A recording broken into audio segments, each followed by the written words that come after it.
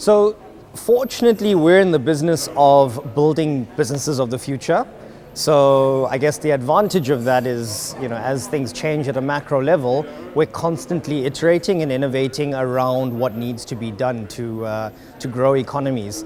So I think to a large extent, we've been insulated by that because we're constantly building new businesses from scratch. With the existing portfolio, it's been tough for a lot of our companies executing B2B strategies to generate as much traction with corporates and pilot opportunities. So we've seen a slowdown on that. Initially a slowdown in funding, but that's picked up over the course of the year. So it's good to end the year on a higher note.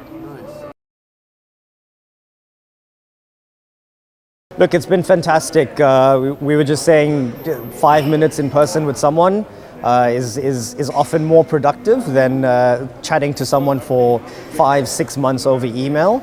There's obviously a lot that gets lost in translation. So, body language, enthusiasm makes a huge difference in person. But I think having said that, we've also seen a lot of new innovative ways to get visibility for our portfolio. So Jim Chu, for example, angel investor from San Francisco, is with us this week, has launched something called the Nest, which has been fantastic for African startups to provide global visibility. So I think what will be useful is to supplement the in-person conferences and events with some of these some of the virtual pitch events. But being in the same room, engaging with people, there's no substitute for the ability to engage on that level. So, what Africa Arena have done, and in and around Cape Town has been fantastic. Yeah, look, I think we're at what I was calling for the last couple of days an inflection point in where we are as an ecosystem. So I think what's refreshing is that we recognize that it's been 10 years or so of VC sort of building up on the continent. We've only just at the end of last year breached that level of, on a per capita basis, $1 of VC invested on the continent per person. So you compare that to the US, for example, which is 416 per person in one country, gives you a sense of the size of our market, and it just helps to contextualize how early we are on our journey. So yes, there's been a lot of activity, and we've had over $1 billion invested last year.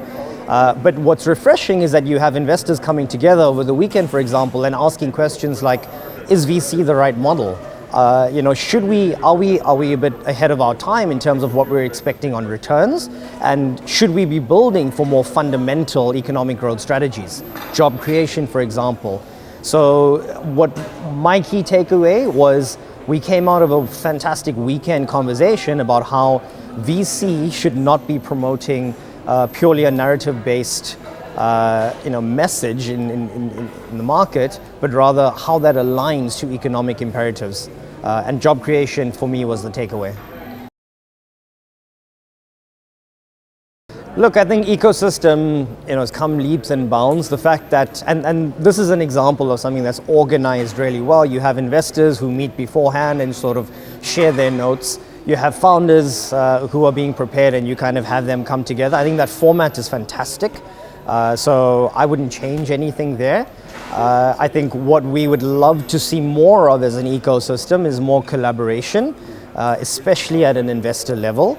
So the other positive that's come out of this week is that there are a lot of tangible action points and people who are leading on these fronts. So, aligning valuation expectations between investors and startups or founders, looking at shared documents and how we can be more efficient in terms of reducing the friction to unlock more capital.